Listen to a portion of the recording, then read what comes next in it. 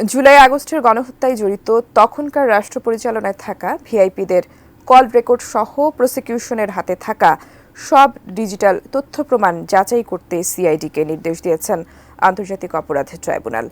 এদিকে এই আন্দোলনে রংপুরে শহীদ আবু সাইদের ভাই শেখ হাসিনা সহ ২৫ জনের বিরুদ্ধে ট্রাইব্যুনালে হত্যার অভিযোগ দায়ের করেছেন।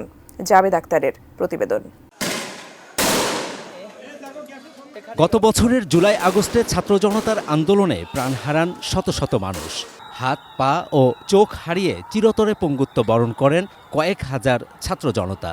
সে সময় রাষ্ট্র পরিচালনায় থাকা ভিআইপিদের কল রেকর্ড সহ বিভিন্ন ডিজিটাল তথ্য প্রমাণ আন্তর্জাতিক অপরাধ ট্রাইব্যুনালের প্রসিকিউশনের হাতে এসেছে। এই ডিজিটাল তথ্য উপাত্ত কোর্টে প্রেজেন্ট করার আগে এটা সার্টিফিকেশনের প্রয়োজন হয়। যে বাংলাদেশের সার্টিফাইড অথরিটিস আমাদের সিআইডি, সেখানে তারা এই ডিজিটাল এভিডেন্সগুলো সার্টিফাই করেন যে এটা আসলে সঠিক কিনা। পরীক্ষা নিরীক্ষা ছাড়া আদালতে উপস্থাপনযোগ্য হয় না। এটা জাতীয় আইনে এবং আন্তর্জাতিক আইনে এই বিধানটা আছে।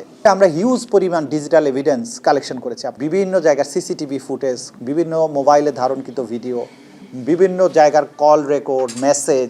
চিফ প্রসিকিউটর বলেন, এসব ডিজিটাল সাক্ষ্যের ফরেনসিক পরীক্ষার জন্য পুলিশের অপরাধ তদন্ত বিভাগ সিআইডির কাছে পাঠানোর প্রয়োজন। স্বাস্থ্যকর অল টাইম ফ্যামিলি কেক, সব সময় অল টাইম হেলদি লাইফ। এজন্য সোমবার আবেদন করলে তা মঞ্জুর করেন বিচারপতি গোলাম মর্তুজা মজুমদারের নেতৃত্বাধীন ৩ সদস্যের ট্রাইব্যুনাল।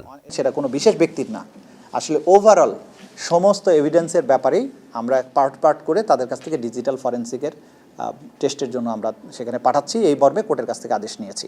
এদিকে গত ২০ জুলাই যাত্রাবাড়ী এলাকায় আন্দোলনকারী কলেজ ছাত্র ইমাম হোসেন তাইম হত্যা মামলায় সোমবার ওই জোনের তখনকার পুলিশের সহকারী কমিশনার তানজিল আহমেদকে ২০ জানুয়ারি ট্রাইব্যুনালে হাজির করার নির্দেশ দেওয়া হয়েছে। একই দিন গাজীপুরের কোনাবাড়ীতে গত বছরের ৫ আগস্ট কলেজ ছাত্র মোহাম্মদ হৃদয়কে হত্যার মামলায় পুলিশের কনস্টেবল আকরামকেও হাজির করার নির্দেশ দিয়েছেন ট্রাইব্যুনাল।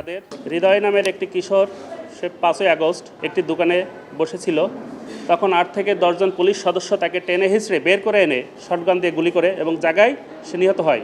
ইমাম হোসেন তাইম, সেও একজন পুলিশের ছেলে, তাকে জাকির হোসেন তৎকালীন তদন্ত যাত্রাবাড়ী থানা সরাসরি তাকে গুলি করেছে এবং স্পটেই এই তানজিল আহমেদ সেখানে উপস্থিত ছিল। এছাড়া গত বছর বৈষম্য বিরোধী আন্দোলন চলাকালে ১৬ই জুলাই রংপুরে প্রথম শহীদ হওয়া বিশ্ববিদ্যালয়ের শিক্ষার্থী আবু সাইদের পরিবার সোমবার আন্তর্জাতিক অপরাধ ট্রাইব্যুনালে আসেন। এদিন সাবেক প্রধানমন্ত্রী শেখ হাসিনা সহ ২৫ জনের বিরুদ্ধে হত্যার অভিযোগ দায়ের করেন আবু সাইদের ভাই রমজান। আমরা অন্যদের ক্ষেত্রে যে প্রক্রিয়া নিয়েছি যে সবগুলো মিলেই তো তদন্ত হবে।